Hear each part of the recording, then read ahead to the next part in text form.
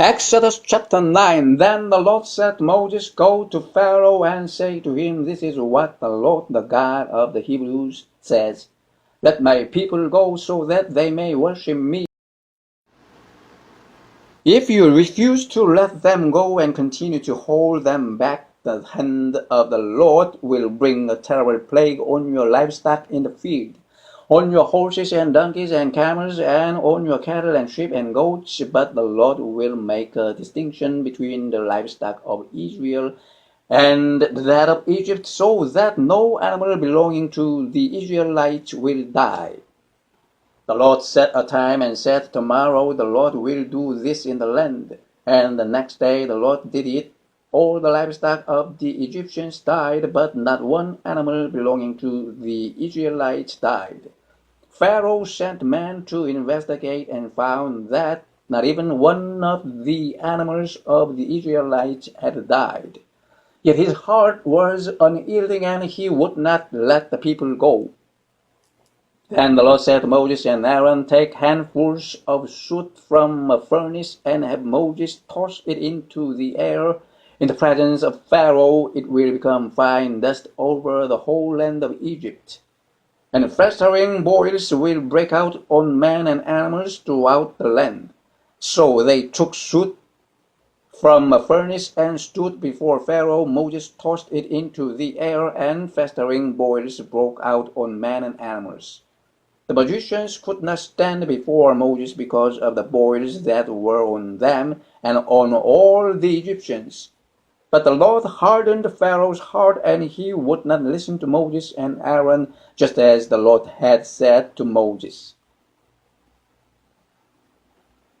Then the Lord said to Moses, Get up early in the morning, confront Pharaoh, and say to him, This is what the Lord, the God of the Hebrews, says, Let my people go so that they may worship me, or this time I will send the full force of my place against you and against your officials and your people, so you may know that there is no one like me in all the earth. For by now I could have stretched out my hand and struck you and your people with a plague that would have wiped you off the earth. But I have raised you up for this very purpose, that I might show you my power, and that my name might be proclaimed in all the earth. You still set yourself against my people and will not let them go. Therefore at this time tomorrow I will send the worst hailstorm that has ever fallen on Egypt.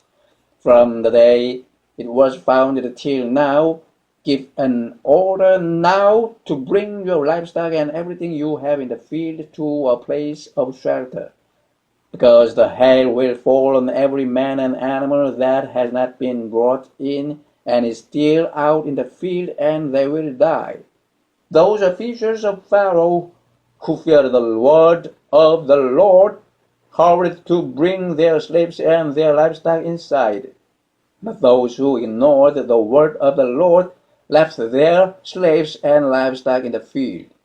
Then the Lord said to Moses, Stretch out your hand toward the sky so that hail will fall all over Egypt, on men and animals, and on everything growing in the field of Egypt.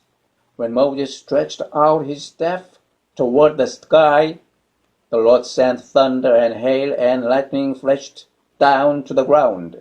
So the Lord rained hail on the land of Egypt. Hail fell and lightning flashed back and forth.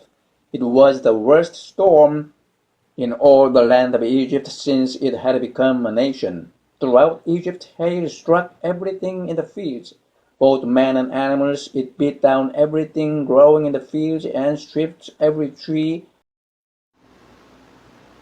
The only place it did not hail was the land of Goshen, where the Israelites were.